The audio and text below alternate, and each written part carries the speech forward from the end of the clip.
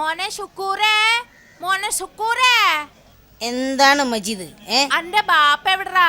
ബാപ്പ നമ്മുടെ വീട്ടിലെ വേലക്കാരിയായിട്ട് സിനിമക്ക് പോയി. അല്ലാ എന്റെ പഠിച്ചോനെ, നമ്മളത് അറിഞ്ഞില്ലല്ലോ. ഉമ്മാനോട് പറഞ്ഞെന്ന് പറഞ്ഞല്ലേ സിനിമക്ക് പോയത്. എന്റെ റബ്ബേ, ഈ എന്താടാ പോക്കറ്റില് തപ്പണത്? ഏയ് ഒന്നുമില്ല മജി. കയ്യെടുക്കടാ നോക്കട്ടെ. എന്റെ അല്ലോ, ലവ് ലെറ്ററാ. ഞാൻ വായിക്കട്ടെ. പ്രിയപ്പെട്ട നാരിക്ക്. എന്താടാ? അല്ല മച്ചി, പ്രിയപ്പെട്ട നാദിരക്ക് എഴുതിയതാ, അങ്ങനെ ആയിപ്പോയി. നീ നാളെ കക്കൂസിന്റെ പുറകിൽ വാരണം, ഞാനും വരും. അയ്യേ, എന്താടാ ഇത്?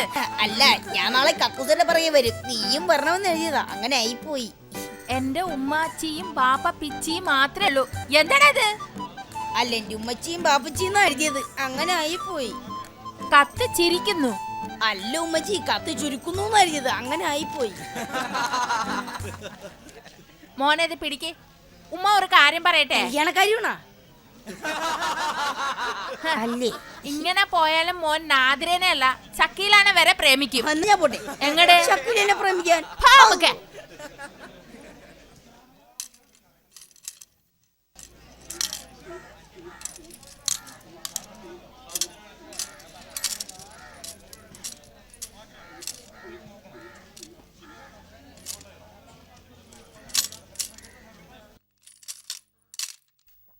എടാ, നാട്ടില് നാടോടിയിലും നടന്നത്. ആ ഞാൻ കണ്ടില്ല. നീ കണ്ട? നല്ല ചരക്കൊക്കെ ഞാൻ കണ്ടില്ല. എന്തായാലും നിന്ന് പോണം. ആ ഞാൻ എനിക്ക് കണ്ടിട്ട് മതിയായില്ലോ. ഓ, സ്ഥലം മാറിപ്പോയോ? ഈ പരമൻ മുതലാളിയുടെ വീട് ഏതാ? പരമൻ മുതലാളിയോ? വൺ മിസ്റ്റർ വേലായുധന്റെ മകൻ. ഇവിടെ 2-3 വേലായുധന്മാരുണ്ട്. അവരിലാർക്കും പരമ മുതലാളി എന്നൊരു മോനില്ലല്ലോ. അത് പിന്നെ വൺസ് അപ്പോൺ എ ടൈം ആ വേലായുധൻ ഈ കോക്കൻ ട്രീയിൽ സ്റ്റെപ്പായി ഹൈറ്റിലേക്ക് ജമ്പ് ചെയ്ത് that type of business. Understand? എടാ, ഇത് നമ്മുടെ തെങ്ങ് കയറുന്ന വേലായുടെ കാര്യ പറയണേ. കറക്റ്റ് അല്ല, എന്നാ കറക്റ്റുമാണ്. വേലായുധന് പരമൂന്നൊരു മോനുണ്ട്. അവൻ നാടോട്ട് ദുബായിലല്ലേ. അവനെന്നാ മുതലാളിയായത്? നോ നോ നോ നോ ദുബായിലും അബുദാബിയിലും ഷാർജയിലും അദ്ദേഹത്തിന് ഒരുപാട് കമ്പനികളുണ്ട്. അവിടെ എല്ലാരും അദ്ദേഹത്തെ പരമ മുതലാളി എന്നല്ല വിളിക്കുന്നേ. ആഹാ, അങ്ങനെയാണോ? പിന്നെ മുതലാളി എന്നല്ലാതെ എന്നെ അവിടെ ആരും വേറെ ഒന്നും വിളിക്കാറില്ല. മുതലാളി എന്നെ കണ്ടാ തോന്നത്തില്ലായിരിക്കും, ബട്ട് ഐ ആം മിസ്റ്റർ പരമ മുതലാളി. ആട്ടെ, അങ്ങനെയെങ്കിൽ അങ്ങനെ. ഇനി എന്താണ് ഞങ്ങൾ ചെയ്യേണ്ടത്? നാളെ മുതൽ നിങ്ങൾ എന്നെ പരമ മുതലാളി എന്ന് വിളിക്കണം. ചോദിക്കുന്ന പൈസ തരാം. അണ്ടർസ്റ്റാൻഡ്? പരമം മുതലാളിയേ, നിർത്തണ നിർത്താൻ.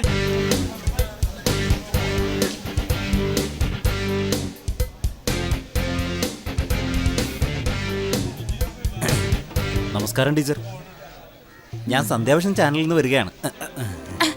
നമസ്കാരം. ടീച്ചറെ ഒന്ന് ഇന്റർവ്യൂ ചെയ്യണം. ചെയ്തോളൂ. ടീച്ചറുടെ പേരെന്താ? കലാമണ്ണിലെ ഋതു ചടല താളലയ മൃദുല സരസമ്മ. ഇതെന്തു സാധനം? അതെ, സരസമ്മ എന്നുള്ളത് എന്റെ പേരാ. പിന്നെ ബാക്കി അവാർഡുകളും ഫെലോഷിപ്പുകളും ഒക്കെയാണ്.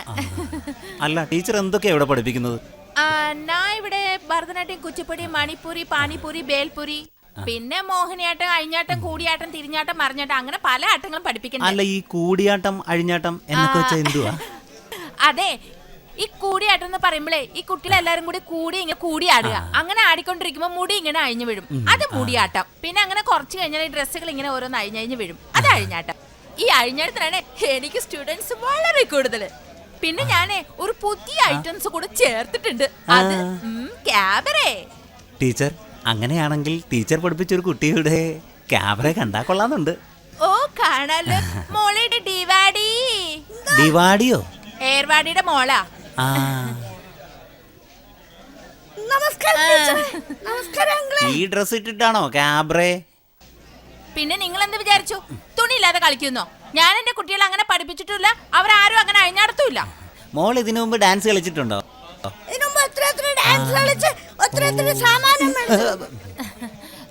അങ്ങനെയല്ല, സമ്മാനം പറ. ഇമ്മ ഉമ്മ വെക്കണ വിചാരിയുള്ളൂ. സമ്മാനം. നീ ഒന്നും പറയണ്ട, നീ അങ്ങോട്ട് അഴിഞ്ഞാട്.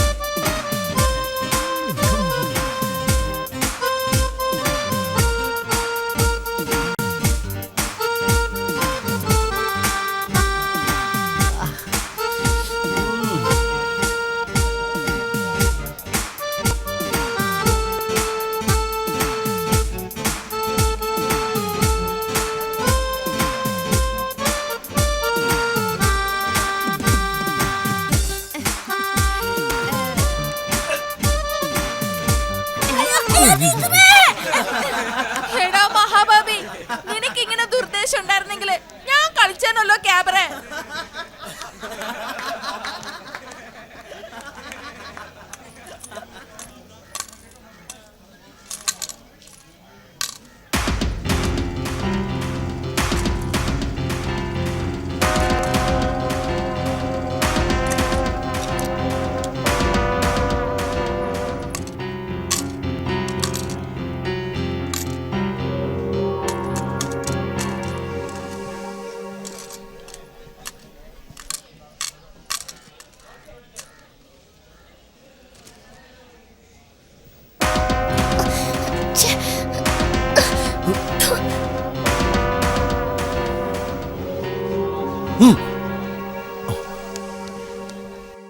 സർക്കസുകാരുടെ കൂട്ടത്തിൽ കാണാൻ കൊള്ളുന്നൊരു പെണ്ണുണ്ടെന്ന് കേട്ടപ്പോ ജസ്റ്റ് ഒന്ന് കണ്ടുകളയാൻ തോന്നി. കണ്ടപ്പോ ഒന്ന് തൊട്ട് കളയാന്ന് തോന്നി. സത്യം, അത്രേ ഉണ്ടായിരുന്നുള്ളൂ. പക്ഷേ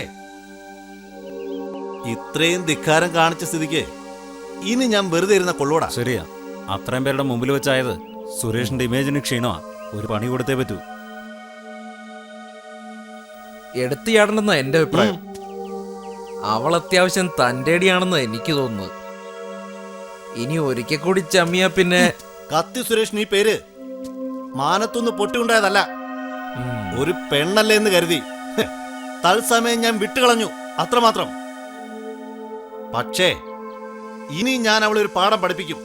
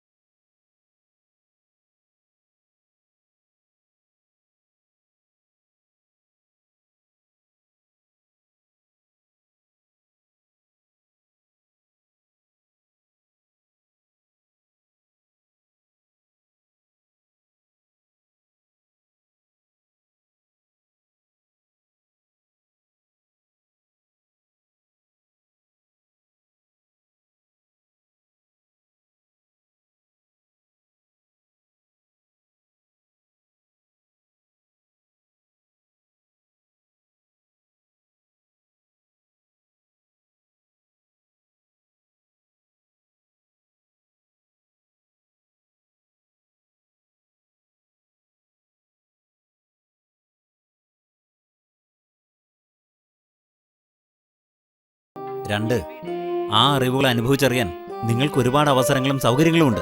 വെറും 4 പ്ലാസ്റ്റിക് ഷീറ്റുകൾക്കുള്ളിൽ ഞങ്ങൾക്ക് അനുഭവിച്ചറിയാൻ കഴിയുന്നത് കളങ്കമില്ലാത്ത സ്നേഹവും ബന്ധങ്ങളും മാത്രമാണ്. പിന്നെ ആ ടെന്റുകൾക്കുള്ളിൽ നിന്ന് കുട്ടിക്കാലം മുതലേ ഞങ്ങൾ മനുഷ്യനെ അറിഞ്ഞു തുടങ്ങും. പക്ഷേ 10 ജന്മം കഴിഞ്ഞാലും നിങ്ങളെ കൊണ്ട് അതിനാവില്ല. തെമ്മാടി പറഞ്ഞു കേട്ടില്ലേ? മാഷെന്താ പരിഹസിക്കുകയാണോ? അതെ, തെമ്മാടിത്തരം പറഞ്ഞിട്ട് എന്തേ ആരും ഒന്നും പ്രതികരിച്ചില്ല? അത് പെട്ടെന്നായപ്പോ അതാ കുഴപ്പം. നമ്മൾ ഈ വലിയ മനുഷ്യന്മാർക്ക് ഒരു കുഴപ്പമുണ്ട്, സത്യത്തിന് മുമ്പിൽ പകച്ചു പോകും. പപ്പ ഒരു സർവ. ശരി പക്ഷേ